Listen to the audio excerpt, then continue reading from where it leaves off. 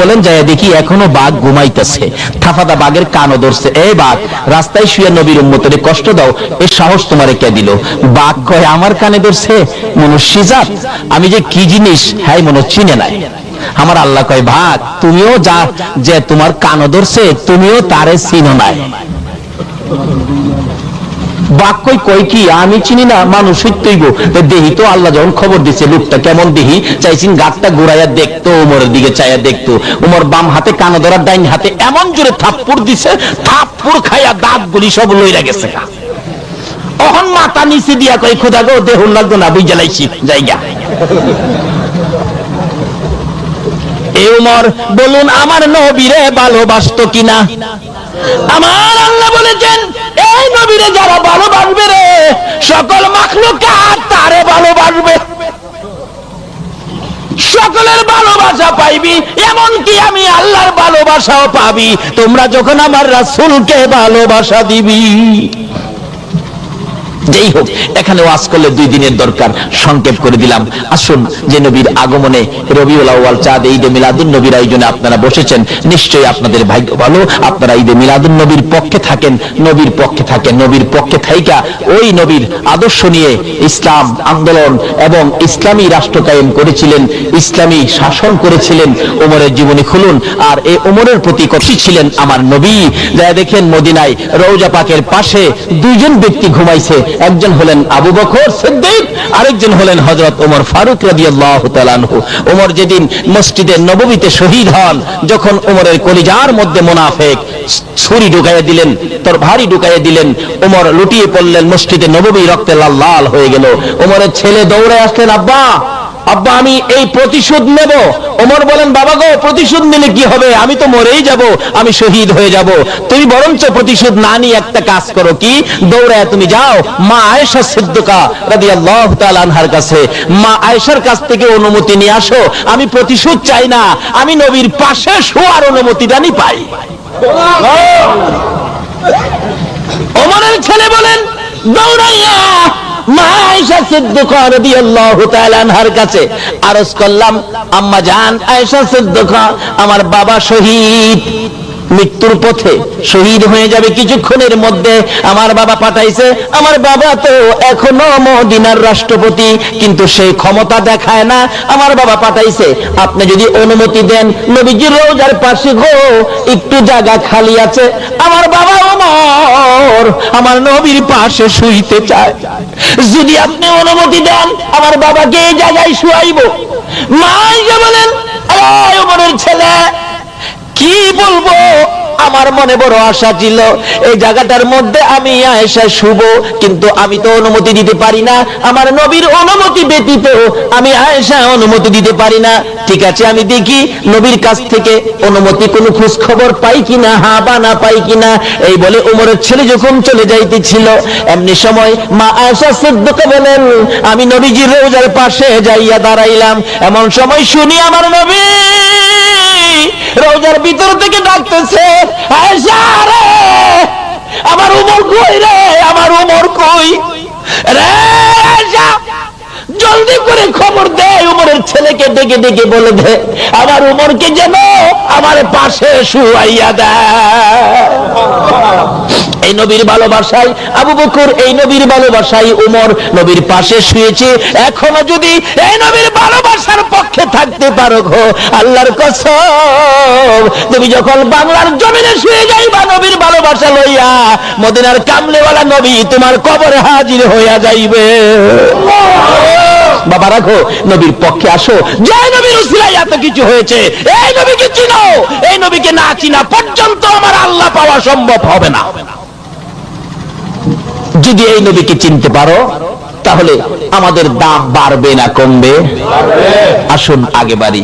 এখানে রেখে দিলাম নবীর আগমনের উপর আলোচনা শুরু করলে 2-3 বছর চলবে, শেষ হবে না। তবে এই নবীর আগমনে যে বরকতের ভান্ডার আমার আল্লাহ খুলে দিয়েছে, এই বরকতের ভাগী আমরা যারা হয়েছি, তাই আমাদের জন্য ঘোষণা হয়েছে কুনতুম খয়রা উম্মাতিন উখরিজাত লিন-নাস। কি যে ভাগ্য আমাদের। আল্লাহকে ভালোবাসলে চ্যানেল সাবস্ক্রাইব করুন। আল্লাহ বলেছেন বন্ধু তোমার একটা উম্মত পৃথিবীতে থাকতে দুনিয়াটা কিয়ামত হবে না, তোমার একটা উম্মত হাসরের জমিনে বাকি থাকবে, জান্নাতের দরজাটা বন্ধ হবে না। অথচ কেমন কঠিন ভয়াবহ হাসরের ময়দান হবে, যেই ময়দানে আধা তুফরে সূর্য থাকবে। আজকে একটা সূর্য আকাশে কত দূরে আছে? 9 কোটি 30 লক্ষ মাইল দূরে। 9 কোটি 30 লক্ষ মাইল দূর থেকে সূর্যের তাপটা দিলে বলুন আমরা চৈত্র মাসে অসহ্য হই কিনা? তারপরেও রাসূল বলছে 9 কোটি 33 লক্ষ মাইল দূর থেকে সূর্যের তাপটা যেন বেশি করা না হয়, মানুষের যেন ক্ষতি না হয়, আমার আল্লাহ 70,000 রহমতের ফেরেশতাকে দিয়ে রাখছে, রৌদ্র বেশি করা হইলে সূর্যের মুখের মধ্যে বরফের পানি মারতে থাকে। তারপরেও সূর্যের তাপ এত করা হয়ে যায়, আর হাসরের জমিনে এরকম 12টা সূর্য মুখ ঘুরাইয়া দেওয়া হবে, মাথার থেকে আধা উপরে থাকবে। এই ময়দানটা আমাদের সামনে আছে কিনা বলুন তো? সেই ময়দানে কি যে অবস্থা হবে, কি যে অবস্থা হবে। কারো কারো মাথার মগজ সূর্যের তাপে ভাতের মতো টকবক করতে থাকবে, মাথার চারা ফাইটা মগজগুলি গইলা উপরে ছিটতে থাকবে, নাকে দিয়ে, মুখে দিয়ে, কানে দিয়ে, চোখে দিয়ে বাহির হতে থাকবে। পানির পিপাসায় এমন পিপাসিত হবেন, পানির জন্য জিহ্বাটা বাহির হইয়া পায়ের নিচে চলে যাবে, কিন্তু পানি দেওয়ার মতো কেউ থাকবে না। শুধু থাকবে একজন, যিনি গো উম্মতের কান্ধারি, যার ভালোবাসায় আজকে বসেছো, তোমার জন্য সেই নবী হাউজে কাউসারের পানি লইয়া হাসরের ময়দানে দৌড়াইতে থাকবে। চিৎকার মেরে ডাকবে, মাবুদ আমি আর কিছু চাই না, এক পেয়ালা হাউজে কাউসারের পানি হাসরের জমিনে আমার উম্মতের পান করাইতে চায়। এ ভাগ্যবান কে হবেন? এই নবীর উম্মতের কত যে মর্যাদা আমার আল্লাহ নিজেই দিয়েছেন। আল্লাহর ওলি জুনায়েদ বাগদাদী রহমাতুল্লাহ আলাইহির জীবনী খুললে পাওয়া যায় সংক্ষেপ আলোচনা। জুনায়েদ বাগদাদী রহমাতুল্লাহ আলাইহি একজন তার ছোটকালের বন্ধু ছিলেন, যে লোকটা খ্রিস্টান ছিল। যখন জুনায়েদ বাগদাদী আল্লাহর ওলি হয়ে গেলেন, তারপরও ওই খ্রিস্টান বন্ধুটা জুনায়েদের কাছে আসা যাওয়া করেন। একদিন খ্রিস্টান বলতেছেন, জুনায়েদ কালকে আমি আসতে পারবো না, আমাদের 1800 খ্রিস্টানের পীর, 1800 খ্রিস্টানের বস, একজন পাদ্রী, আমরা যার ভক্ত, ওই আমাদের ভক্ত পাদ্রী কালকে নসিহত করতে আসবেন, আমরা 1800 খ্রিস্টান ওই পাদ্রীর সামনে থাইকা নসিহত শুনবো, কালকে আসবো না, তুমি কিন্তু মনে কিছু নিও না। জুনায়েদ বাগদাদী বলতেছেন, ও খ্রিস্টান দোস্ত, তোমাদের পাদ্রী কি কয় আমার একটু নিবা, আমি তো শুনবো। হারা পাদ্রী খ্রিস্টান ঈসা নবীর উম্মত, আর জুনায়েদ হলো আখিরি নবীর উম্মত। পাদ্রীর ওই নসিহত শোনার জন্য জুনায়েদ বললে, তখন ওই খ্রিস্টান বলতেছে, ঠিক আছে দোস্ত চলো, দেখবা বড় সুন্দর সুন্দর কথা কয়, ভালো ভালো নসিহত করে, ঠিক আছে আমিও যাব। জুনায়েদকে নিয়ে এইভাবে আপনাদের মতো শ্রোতা হইয়া জুনায়েদও নিচে বসছে, আর পাদ্রীর জন্য স্টেজ করে একটা সুন্দর আসন বসাইলেন। আসনে বসে পাদ্রী নসিহত করবেন, আল্লাহ ডাকতেছে, ও পাদ্রী আমার আখিরি নবীর উম্মত, জুনায়েদের নিচে বসায়া তুই উপরে বসে নসিহত করবে, এই সাহস তোরে কে দিল? সঙ্গে সঙ্গে জুনায়েদের নিচে বসা উপরে আলোচনা করার অনুমতি দেয় না আমার আল্লাহ, বরঞ্চ পাদ্রীর এই যে গেট বাল্ব আছে, আরেকটা দেখেন গেট বাল্ব, এই যে হাত দিয়ে আছে একটা, এই গেট বাল্ব বন্ধ করে দিলেন। এখন তো কথা আর বাইরে না। অর্থাৎ ঈসা নবীর উম্মতে আখিরি নবীর উম্মতের উপরে যা মর্যাদা মাতবুরি করবে, এটা যেন আমার আল্লাহ বরদাস্ত করতে পারে না, কথা বলতে পারে না। 1800 খ্রিস্টান বলেন, পাদ্রী হুজুর নসিহত করেন, আজকে একজন মুসলমান আছে আখিরি নবীর উম্মত, তারে আজকে শোনায়া দিবেন, নসিহত করেন করেন। পাদ্রী খালি ডুব দিলে, কথা বাইরে। আল্লাহ কই বন্ধ, মেইন সুইচ বন্ধ। তাইলে আখিরি নবীর উম্মতের ইজ্জত বাড়াইলো না কমাইলো? দুনিয়াতেই যদি আখিরি নবীর উম্মতের ইজ্জত এইভাবে বাড়ায়, হাসরে কি আখিরি নবীর উম্মতের আমার আল্লাহ লজ্জা দিবে না পুরস্কার দিবে? নবীর উম্মত হইলে না না হইলে, নবীরে ভালোবাসা দিলে না না দিলে, নবীর কথা মানলে না না মানলে, নামাজ পড়লে না ছাড়লে।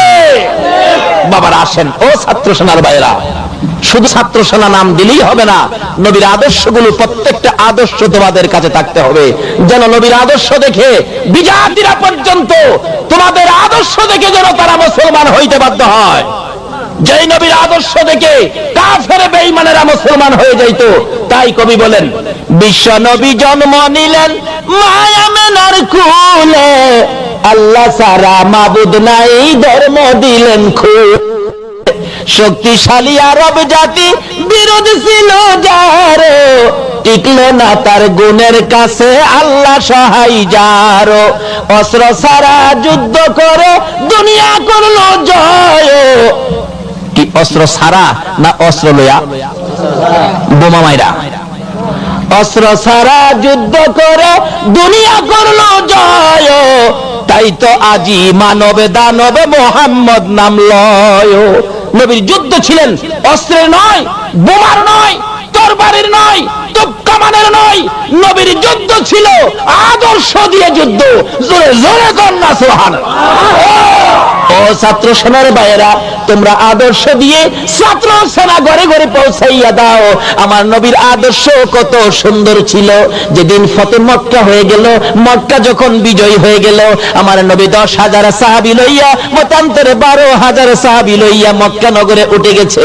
যারা নবীকে মানে না, নবীর বিপক্ষে ছিল, তারা মক্কা নগর ছেড়ে দিল, বাড়িঘর ছেড়ে দিয়ে সব পালাইয়া গেল পাহাড়ের গুহায়। পাহাড়ের যাইতে পারে না, কষ্ট হয়, মালামাল বেশি ছিল, শেষরাইতেছে। আর আমার নবীরে গালাগালি করতেছে। আব্দুল্লাহর পোলার যন্ত্রণায়, মুহাম্মদের যন্ত্রণায় দেশ ছাড়তেছি। আব্দুল্লাহর পোলা কেন মানুষকে এইভাবে দুঃখ দেয়, কষ্ট দেয়? এমনি সময় আমার নবী রাহমাতাল লিল আলামিন মহিলার সামনে দাঁড়াইয়া গেছে। আল্লাহু আকবার বলো। এত গালি খাইয়াও আমার নবী মুস্কি মুস্কি হাসতেছে। রে ছাত্র সোনার ভাইরা, এই আদর্শ দিয়ে আমার নবী তামাম পৃথিবী জয় করেছে। তামাম পৃথিবী নবীর ভালোবাসার নিশান উড়িয়েছে। আসো আজকে আমরা ওই নবীর আদর্শ দিয়ে পৃথিবী জয় করব। ইসলাম শান্তির ধর্ম আমরা প্রচার করে দিব। আমার নবী বলতেছেন, বুড়িমা এত রাগারাগি কেন? মুহাম্মদের জন্য রাগারাগি করি। আব্দুল্লাহর পোলার যন্ত্রণায় দেশ ছাড়তেছি, সবাই চলে গেছে, আমি যাইতে পারি না, গাঠুরি বড় বাড়ি, সেই জন্য রাগারাগি করে গালাগালি করি। আমার নবী বলেন, বুড়িমা রে, আব্দুল্লাহর পোলাকে কোনোদিন দেখছনি? না দেখি নাই বাবা, তার মুখটা যেন জীবনে না দেখি। নবীজি এখনো হাসে। বুড়িমা এত বড় গাঠুরি লইয়া যাইতে তোমার কষ্ট হয়? হ বাবা, আমার আসলে কষ্ট হয়। আব্দুল্লাহর পোলার বই যখন দেশ ছেড়ে পাহাড়ে যাচ্ছ, আমি যদি তোমার গাঠুরি মাথায় নিয়ে তোমার আগায়া দিয়ে আসি, অনুমতি দিবা কিনা? তোমার কষ্ট হবে না? বুড়ি বলেন, বাবা গো, এত ভালো তুমি, কেউ তো আমার খোঁজ খবর নিল না, তুমি কি আমার গাঠুরি মাথায় নিতে পারবা? মনে যদি কিছু না নাও, আমি তোমার গাঠুরি মাথায় নিব, তার বিনিময়ে কি কিছু পয়সা চাইবা? না। টাকা চাইবা? না। যদি চাও রে বাবা, আমার কাছে 2টা পয়সাও নাই। আমার নবী বলেন, বুড়ি মা, 1 পয়সাও দিতে হবে না। নবীর সাহাবীরা নবীর সাথে যোদ্ধারা পিছে পিছে যাচ্ছে, আমার নবীর অবস্থা দেখে হাসতেছে। আমার নবী বলেন, বুড়ি গো, দে তোর গাঠুরি আমার মাথায় উঠাইয়া দে। রহমতের ফেরেশতারা বলেন, মাহবুব দেখো না কি মজার ঘটনা, সাধারণ বৃদ্ধা মহিলার গাঠুরি তোমার বন্ধুর মাথায় নিয়েছে। এই নবীর আদর্শ যদি আমাদের কাছে থাকে গো, বলুন আল্লাহর রহমত আসবে কিনা? রহমতের ফেরেশতারা পর্যন্ত হাসতেছে।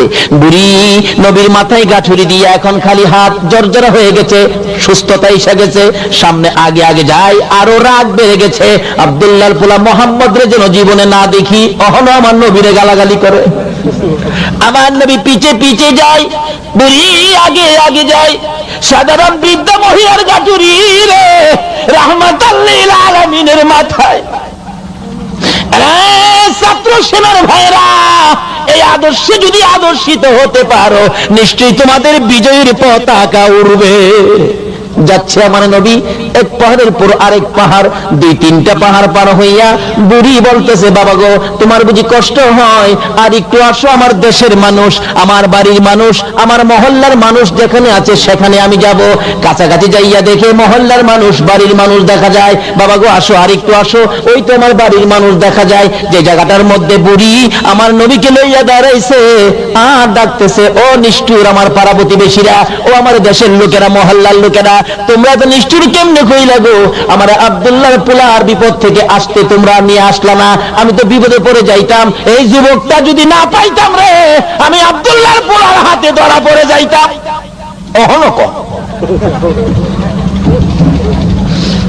তার পাড়া প্রতিবেশীরা বসা ছিল, নবীকে দেখে বসার থেকে ওইটা দাঁড়াইয়া গেছে। কাফেররা পর্যন্ত নবীকে দেখলে বসার থেকে ওইটা, কাফেররা পর্যন্ত নবীকে দেখলে বসার থেকে ওইটা, ফেরেশতারা পর্যন্ত নবীর সম্মানে বসার থেকে ওইটা। ওহন আমরা নবীর সম্মানে দাঁড়াইলে বলে বেদা। নাউযুবিল্লাহ। দেখবেন সংসদের মধ্যে যে যেই দলের নেতা নেত্রী হয়, ক্ষমতায় গেলেই দেখবেন তাদের নেতা নেত্রী যারা মারা গেছে সংসদে, তাদের স্মরণে শোক পালন করতে যায়া 1 মিনিট দাঁড়ায়া নীরবতা পালন করে না? 1 মিনিট। আচ্ছা কোন তো এই নেতা নেত্রী আছে যারা মারা গেছে, হারা আড্ডি গুড্ডি আছে, মারিয়ে খাইয়া হুরান বাবদা হাইলাইছে না? এরপরও দেখেন এদের মহব্বত, এদের মহব্বতে সংসদে দাঁড়ায়া 1 মিনিট নীরবতা পালন করে। যে যে পার্টি করেন, আপনার পার্টির নেতা নেত্রী যারা মরছে সংসদে গিয়েই 1 মিনিট দাঁড়ায় নীরবতা পালন করে। যার হাড্ডি পর্যন্ত নাই, তার মহব্বতে 1 মিনিট দাঁড়ায়া নীরবতা পালন করে। এখানে বেদাত ফতোয়া হয় না। আর হায়াতুন নবী, জিন্দা নবী উম্মতের ব্যথায় মদিনায় শুয়ে রয়েছে, এই নবীর মহব্বতে একটু দাঁড়াইলে বলে বেদাত হয়ে যায়। আল্লাহ ইয়া রাসূল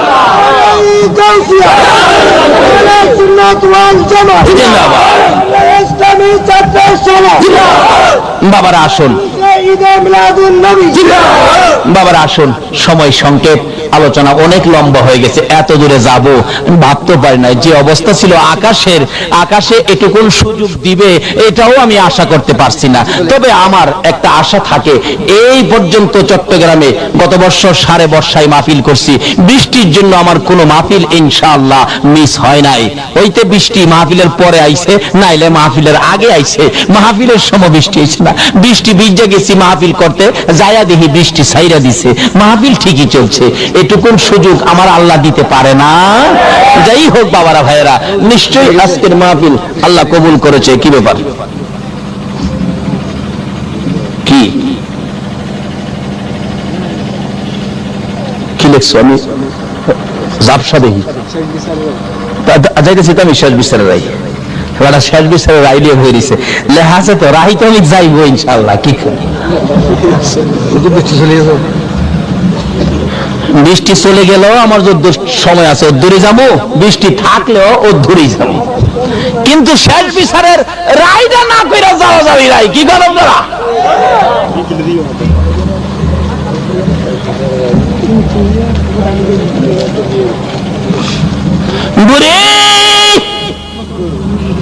তার সঙ্গীরা, পাড়া প্রতিবেশীরা, বাড়ির ভিতরে লোকেরা ডাকে, বুড়ি রে কার মাথায় গাঠুরি দিয়ে আইছো?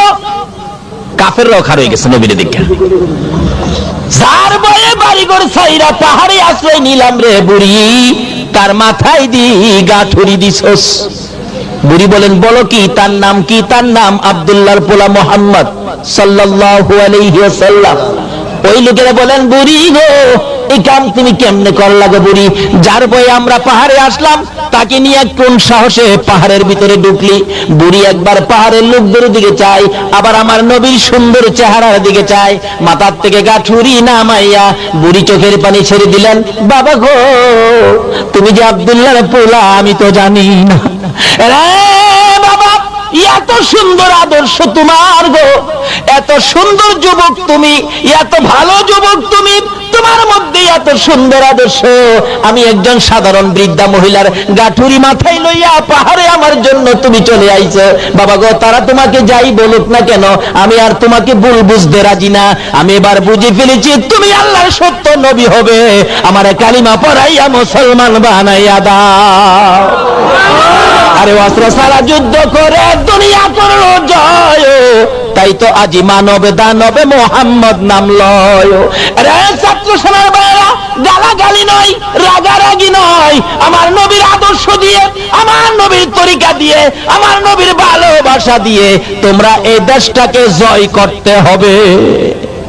আসো, আজকের জন্য শুধু ছাত্র সেনা নয়, যতদিন পর্যন্ত সুন্নি মতাদর্শ রাষ্ট্র এই দেশে কায়েম না হবে ততদিন পর্যন্ত নবীর আদর্শ নিয়ে ছাত্র সেনার সংগ্রাম চলবেই চলবে। চল চল সামনে চল, রাসূলের শাহাদাত কদমে এগিয়ে চল, রাসূলের শাহাদাত কুরআন সুন্নাহর আলো ঘরে ঘরে জালো, ঘরে ঘরে জালো, কুরআন সুন্নাহর আলো। বিচারের কাজ যেদিন হবে আমার আল্লাহ বিচারাচার করতে থাকবেন। আমার নবী বারবার যাবে প্রভুর দরবারে সেজদায় পড়ে কাঁদবে, প্রভু গো আমার উম্মতের বিচারের রায় জানি তুমি কি করো। আল্লাহ বলেন, বন্ধু আর তোমাকে কাঁদতে হবে না, লক্ষ লক্ষ বছর নূরানি রোহানি জগতে কাঁদছো, 63 বছর জিন্দেগি দুনিয়ায় কাঁদছো, হাজার হাজার বছর মদিনায় শুয়ে শুয়ে কাঁদছো। বন্ধু, এমন একটা রায় আমি তোমার উম্মতের জন্য করব, তুমি খুশি হইবা, আর কাঁদতে হবে না। আমার নবী হাসরের ময়দানে দৌড়াইতে থাকবে আমার উম্মতের কই। নবীজির সমস্ত নামাজি উম্মতগুলো, রোজাদার উম্মতগুলো নিয়ে আল্লাহর আরশের নিচে, সামিয়ানার নিচে খানার টেবিলে বসাবেন, খাইতে থাকবেন। বিচার আচার শেষ করে আল্লাহ বলবেন, বন্ধু গো তোমার উম্মতের বিচার এখন শুরু হবে। আমার নবী দুইটা চোখের পানি জর্জর করে ছেড়ে দিয়ে বলবেন, প্রভু গো আমার উম্মতের কি বিচার করবেন? এমন বিচার কইরেন না আমি নবী যেন কাঁদতে হয়, এই বিচার কইরেন না। আমি যে কাঁদলাম, আমার চোখের পানি কবুল করছেননি, চোখের পানি যদি কবুল না করো গো বন্ধু, উহুদের জমিনের দুইটা দাঁত কই গো? উহুদের জমিনের দুইটা দাঁত যদি কবুল না করো, তাইবের জমিনে রক্ত মাখা জামাটা কই? রক্ত মাখা জামার উসিলায় এমন একটা রায়ের ফাইসালা তুমি করো যে রায়টা শুনলে আমি নবী খুশি হব, আমি নবী কষ্ট পাবো না। আমার আল্লাহ বলেন, বন্ধু চিন্তা করো না, তোমাকে খুশি করব। আমার আল্লাহ বিচারের কোর্ট থেকে যাবেন, মেহমানদারি করেছে, রোজাদার নামাজি মেহমানরা খাইতে থাকবে, আমার আল্লাহ দাঁড়াবেন, আপনারা বলতে থাকবেন, ইয়া রাসূলুল্লাহ বিচারের জন্য এসে গেছেন আমার আল্লাহ, কি রায় জানি করে, না জানি কত কষ্ট হয়, 50,000 বছর দাঁড়ায় জানি কষ্ট করতে হয়। আমার নবী বলবেন, উম্মতরা রে কান্দিস না, আমি নবী থাকতে রে একটাই উম্মত জাহান্নামে নিতে দিব না। জোরে জোরে কন্যা সুবহানাল্লাহ। আমি নবী থাকতে একটা উম্মত জাহান্নামে নিতে দিব না। দয়ার নবী, মায়ের নবী ডাকবেন, প্রভু গো আমার উম্মতের বিচারের রায়টা আমি শুনতে চাই। আমার আল্লাহ বলবেন, বন্ধু গো তোমার উম্মতের রায় আমি এক্ষুনি করে দিচ্ছি। আপনারা কেমন খাইলেন? সারাদিন না খাইয়া রোজা রাখছেন, নামাজ পড়ছেন।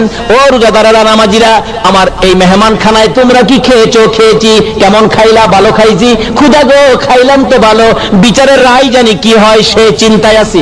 আমার আল্লাহ বলবেন, ও নবীর উম্মতেরা, ও নামাজি রোজাদারেরা, তোমাদের রায় ঘোষণা হয়ে গেল। তোমরা যে না খাইয়া রোজা রাখছো, এই টেবিলে বসে যে তোমরা খাইতেছিলা গো, খাওয়ার ভিতরে তোমাদের বিচারের কাজ আমি আল্লাহ শেষ করে দিয়েছি। বন্ধু, তোমার উম্মতের বিচারের কাজ শেষ, খাওয়ার মধ্যে শেষ করে দিয়েছি। রোজা রাইখা না খায়া রোজা রাখতো, তারপরে কষ্ট করতো, এই জন্য হাসরে কষ্ট করতে দেই নাই, খাওয়ার মধ্যে বসাইয়া 50,000 বছর পার করে দিয়েছি, বিচারের কাজ শেষ করে দিয়েছি। বন্ধু গো, ওই তো দেখো জান্নাতে একটা দরজা খোলা আছে গো, যে দরজা দিয়ে ইচ্ছে হয় এই দরজা দিয়ে তোমার উম্মত সহ তুমি জান্নাতে প্রবেশ করো। কিন্তু এই নবীর উম্মত হইলে নাকি না হইলে? হইতে গেলে নামাজ লাগবে কিনা, রোজা রাখতে হবে কিনা, আপনার খেদমত করতে হবে কিনা, মই মুরব্বীদের সাথে ভালো ব্যবহার করতে হবে কিনা। আল্লাহ আমাদেরকে সেই বুঝ, সেই তৌফিক দান করুক, রবিউল আউয়ালের বরকত নসিব করুক। হাসরের দিন আখির নবীর উম্মতের মর্যাদায় রায় ঘোষণার ওই অনুষ্ঠানে থাকার তৌফিক দান করুক, সকলে বলুন আমিন। ওমর ফারুক রাদিয়াল্লাহু তাআলা জীবনী খুলুন। ওমর যখন মদিনার শাসক ছিলেন, একবার এক বাঘ রাস্তায় শুয়ে রয়েছে। হাজিরা হজে যাবেন, রাস্তার মধ্যে বাঘ। বিচার দিলেন ওমরের কাছে। ওমর বলেন, কয় কি রাস্তায় তো বাঘ থাকার কথা না, আচ্ছা চলেন যাই, যায় দেখি। ওমর বলেন, যায় দেখি এখনো বাঘ ঘুমাইতেছে, থাফাদা বাঘের কানও ধরছে। এই বাঘ, রাস্তায় শুয়ে নবীর উম্মতের কষ্ট দাও, এ সাহস তোমারে কে দিল? বাঘ কয়, আমার কানে ধরছে, মনুষ্য জাত, আমি যে কি জিনিস হ্যাঁ মনে চিনে নাই।